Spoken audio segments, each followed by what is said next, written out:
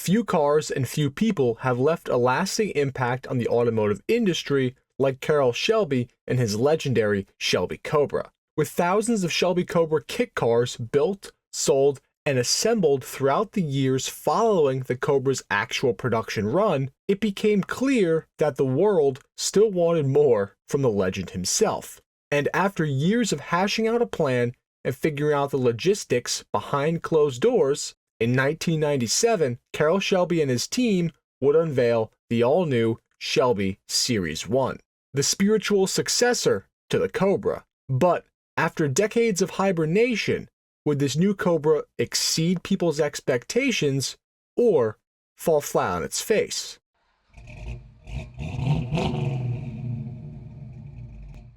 The Shelby Series 1 was not just another creation in the long list of performance cars that Shelby had modified throughout the years, like the Mustang or even the initial AC Cobra. This would be the first car that Shelby built 100% from scratch. The Shelby Series 1 was not based on any existing car or chassis. It was completely designed from the ground up by Shelby and his team to be the ultimate modern V8 Roadster. Shelby always wanted to build his own car from scratch, and building a successor to their ever-famous Cobra seemed like the most suitable place to do so. However, by the 1990s, Caroll Shelby's personal health was not in the best shape, having undergone a full heart transplant in 1990 and a kidney transplant in 1996. So while he and the team at Shelby were trying to realize this automotive dream, he was also battling his own severe health complications, which means that the fact that this car was even built is truly amazing. At the exact same time that all of this was going down in the 90s, General Motors was looking for ways to try and save the failing Oldsmobile brand, which was also on the brink of being axed.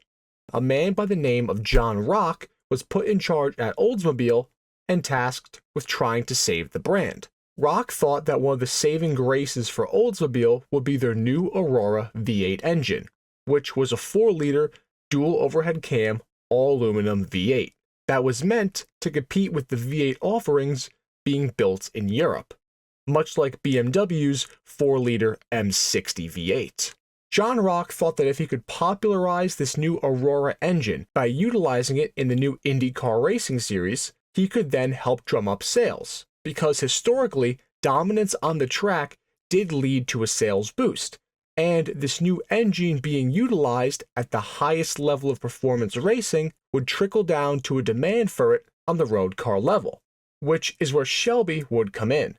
Having the name recognition of Caroll Shelby and their ability to create pretty amazing performance machines, the Shelby Series 1 would give John Rock a place to house his Aurora V8 in as a top-level performance car without directly creating a car under the GM brand that could undermine Corvette sales.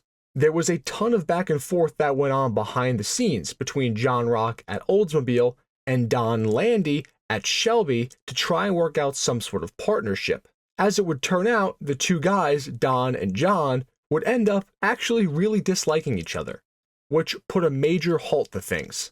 Caroll Shelby would have to go behind the scenes to essentially put someone else up who John Rock would like more and try and figure out a potential deal. So Shelby brought on a man by the name of Don Rager to become the CEO of Shelby, essentially retiring Landy from the occasion. Once this management switch happened, things started to move in the right direction for this project, and actually, a few meetings even occurred.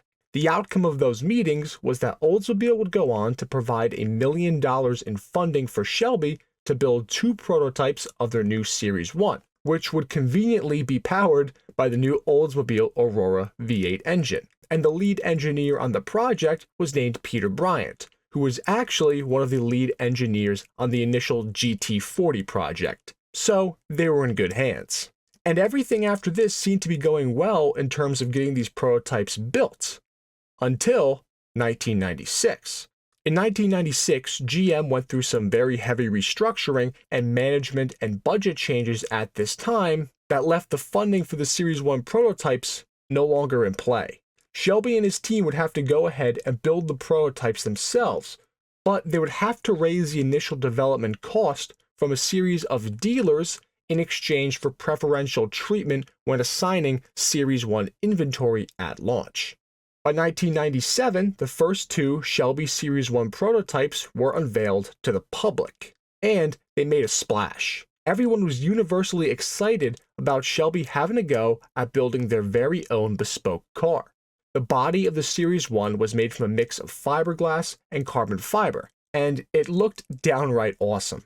It was clear that the Shelby Series 1 drew heavy inspiration from the initial Shelby Cobra in a tasteful way, while still iterating on this design and giving it a more modern and refreshed look. From a suspension and chassis standpoint, the Series 1 was also a seriously capable performer. Its robust 6061 T4 aluminum space frame chassis was strong, light, and incredibly stiff. And the suspension of the Series 1 was just as trick. The Series 1 would go ahead and use a mid-engine layout in the front with an inboard mounted pushrod suspension system on all four quarters, with a 6-speed manual transaxle at the back of the car to give it a near 50-50 weight distribution. Suspension and chassis-wise, by all metrics, the new Shelby car was seriously awesome, and it was well ahead of even the brand new C5 Corvette. As for the power plant, the 4-liter Oldsmobile Aurora made 250 horsepower and 260 foot-pounds of torque in stock trim. This number, though, wasn't nearly enough for Caroll Shelby, so they needed to modify the engine heavily with a new intake manifold, cams, headers, a new exhaust, and a new tune to get the total power output out to a modest 320 horsepower and 290 foot-pounds of torque. The greatest asset for the Shelby Series 1, though, wasn't this new engine. It was actually the weight. Because of its lightweight aluminum chassis and composite body, the Series 1 only weighed in at around 2,650 pounds. This meant that even with only 320 horsepower, the Series 1 could still do 0 to 60 in 4.4 seconds and run the quarter mile in 12.8 seconds at 112 miles per hour, which made the Series 1 faster in stock form than the brand new C5 Corvette. And make note that the Series 1 had a 244 cubic inch V8 compared to the Corvette's new 346 cubic inch LS1.